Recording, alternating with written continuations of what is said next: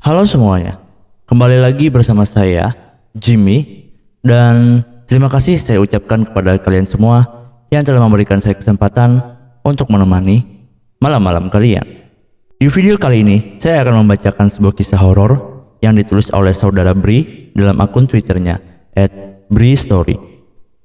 Untuk kalian yang penasaran dan ingin berkunjung ke media sosial pribadinya, alamat linknya sudah saya sematkan di dalam kolom deskripsi.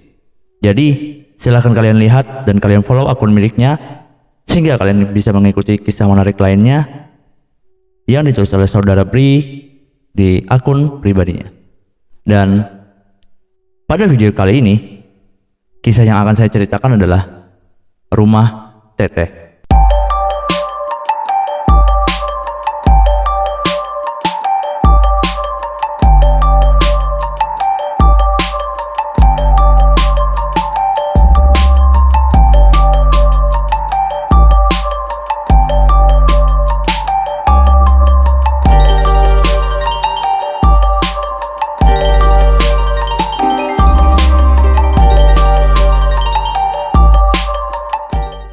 Ini adalah kisah Rumah Teteh, chapter atau part atau bagian yang ketiga. Masih di hari yang sama, setelah cukup lelah membereskan barang-barang, selepas maghrib aku tertidur dan tidak tahu apa yang terjadi di luar kamar kemudian. Bandung sedang turun hujan sepanjang hari, berlanjut hingga malam menjelang. Memaksaku terlelap cukup lama. Tapi sekitar jam 1 malam, aku terbangun. Sekujur tubuh menggigil kedinginan, disebabkan oleh hembusan angin malam yang bertiup langsung ke badan. Ternyata jendela kamar dalam keadaan terbuka. Pantas saja, menurut aku. Sambil menahan kantuk yang masih cukup hebat, berjalan gontai aku menuju jendela kamar untuk menutupnya. Melalui jendela itu, aku bisa melihat seluruh bagian depan rumah dengan halaman luasnya. Yang terlihat pada saat itu adalah suasananya masih cukup terang, terbantu dengan lampu depan yang sudah menyala. Aku masih sangat bisa memandangnya dengan jelas. Gerimis masih saja turun dari langit. Jalan depan rumah sudah terlihat sangat sepi. Tidak ada kendaraan yang melintas ataupun orang lewat. Cukup lama aku berdiam di depan jendela. Lamunanku terusik seketika. Ketika sekilas aku melihat ada perempuan berjalan masuk ke arah lorong samping rumah.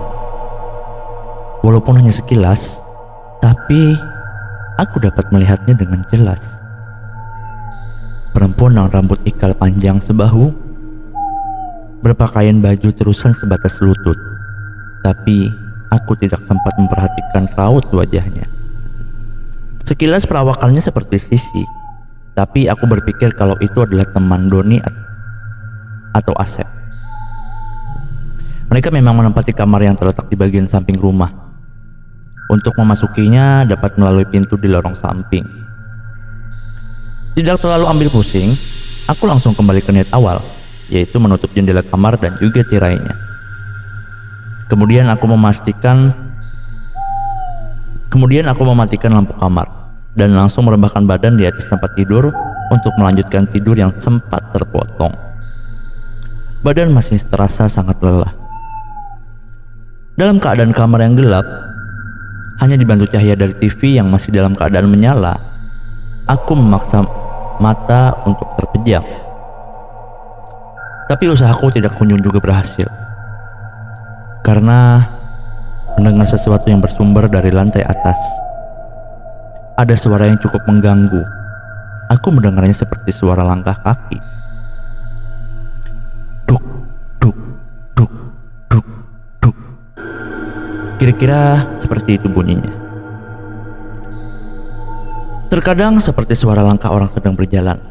Kadang seperti berlari, membuatku semakin susah untuk tidur.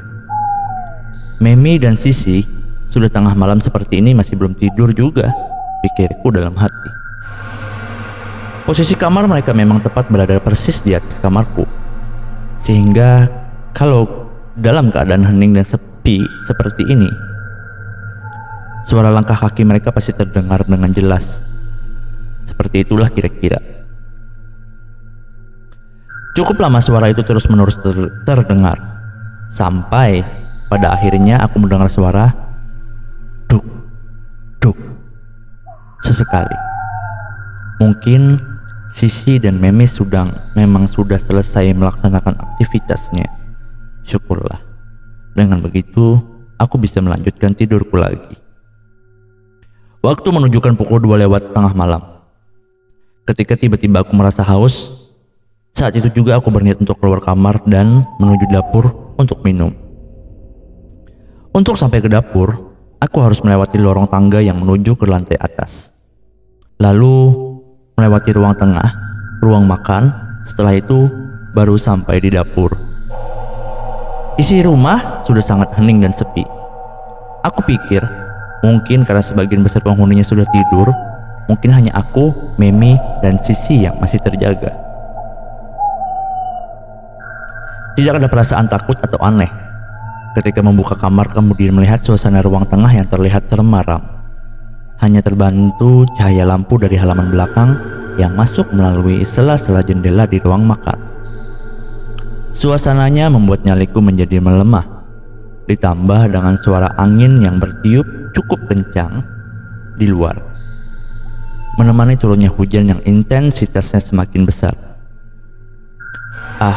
Mungkin karena ini adalah malam pertama tinggal di rumah yang baru, aku belum mengenal benar suasananya.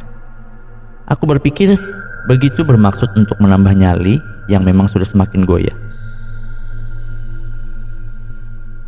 Sebelah kiri kamar adalah ruang tamu yang dalam juga sama keadaannya, gelap gulita. Tidak berani melirik ke arah situ. Perasaanku tidak enak. Aku mulai melangkahkan kaki keluar kamar. 3 langkah pertama aku sampai di depan tangga yang menuju lantai atas, tempat di mana kamar Memi dan Sisi berada. Sempat melirik ke arahnya, aku melihat lorong tangga dalam keadaan gelap. Hanya terlihat porselen putih pada anak tangga yang memantulkan sedikit cahaya dari atas. Aku sempat sebentar menghentikan langkah tepat di depan lorong tangga karena kembali mendengar sesuatu.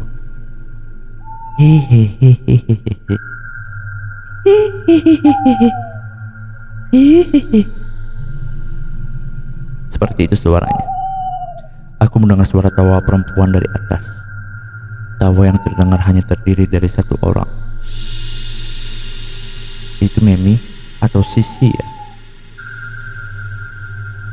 Sudah larut malam begini, masih belum tidur juga. Begitu gumamku dalam hati. Setelahnya, aku melanjutkan langkah menuju dapur. Sempat berniat untuk membangunkan teman-teman yang lain untuk menemaniku sekedar berbincang. Tapi aku urungkan niat itu, takut mengganggu istirahat mereka. Sebenarnya bagian rumah yang menurutku cukup menyeramkan adalah lorong yang letaknya berada di sebelah dapur. Lorong ini menuju pintu samping yang melewati kamar Doni dan kamar Asep. Karena itulah, ketika dalam perjalanan menuju dapur dan melewatinya, aku percepat langkah. Aku merasakan kalau ada sesuatu di lorong itu. Sesampainya di dapur, aku langsung membuka lemari es dan meneguk segelas air. Aku biarkan dapur dalam keadaan gelap. Hanya cahaya lampu dari dalam lemari es yang membantu penerangan. Setelah selesai, aku langsung melangkahkan kaki kembali menuju kamar. Di dalam perjalanannya, kembali langkahku terhenti tepat di depan tangga. Kembali aku mendengar sesuatu. Ada suara yang terdengar mengambang dan sayup-sayup, tetapi masih cukup jelas. Aku bisa memastikan bahwa suara itu adalah suara tangisan. Suara perempuan yang menangis terseduh-seduh. Bukan tangisan histeris, tetapi suara tangisan yang menurutku adalah tangisan kesedihan. Tertegun aku mendengarnya. Masih saja aku berpikir kalau itu adalah suara Memi atau Sisi. Aneh. Sebelumnya aku mendengar suara perempuan tertawa Cekikikan dari tempat yang sama. Kenapa sekarang tiba-tiba menjadi suara tangisan? Karena penasaran, aku sempat berniat untuk naik dan mencari tahu ada apa sebenarnya di lantai atas. Tapi di anak tangga yang ketiga, aku berhenti dan mengurungkan niat.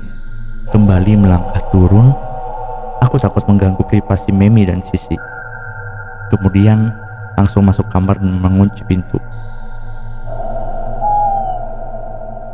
Di kamar, aku tak mendengar ada suara-suara lagi. Entah itu suara tangisan, tertawa, ataupun suara langkah-langkah kaki. Keadaan itu membuatku kembali tertidur pulas. Tapi belum lama tertidur, aku kembali terbangun. Kali ini terjaga karena mendengar seperti ada yang membuka pagar rumah. Ada apa lagi ini? Gumamku dalam hati dan melirik ke arah jam yang sudah menunjukkan pukul 3:30 pagi. Setelah suara pagar, kemudian aku mendengar suara teman-teman kos yang lain. Dan ternyata ada suara Memi dan Sisi juga. Aku langsung bangkit dari tempat tidur dan keluar kamar. "Maaf Mas Bri, terbangun gara-gara kita ya." Hehe. Tadi aku minta tolong Nando dan Doni untuk membantu mengambil barang-barang dari tempat kos yang lama. Tadinya mau ngajak Mas Bri juga, tapi kelihatan capek sekali. Jadi gak enak untuk membangunkan. Memi membuka pembicaraan ketika aku masih terlihat bingung. Setelah mendengar penjelasan dari Memi, aku baru tersadar kalau ternyata mereka, Memi, Sisi, Nando, dan Doni pergi keluar rumah selepas maghrib ketika aku sedang tertidur pulas. Sedangkan Irwan dan Asep rencananya baru akan datang pada minggu pagi. Jadi sejak lepas maghrib hanya ada aku di dalam rumah sendirian. Saya Jimmy. Let's find out.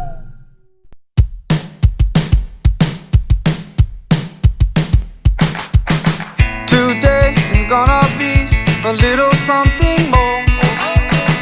I've got a plan in mind, a special thing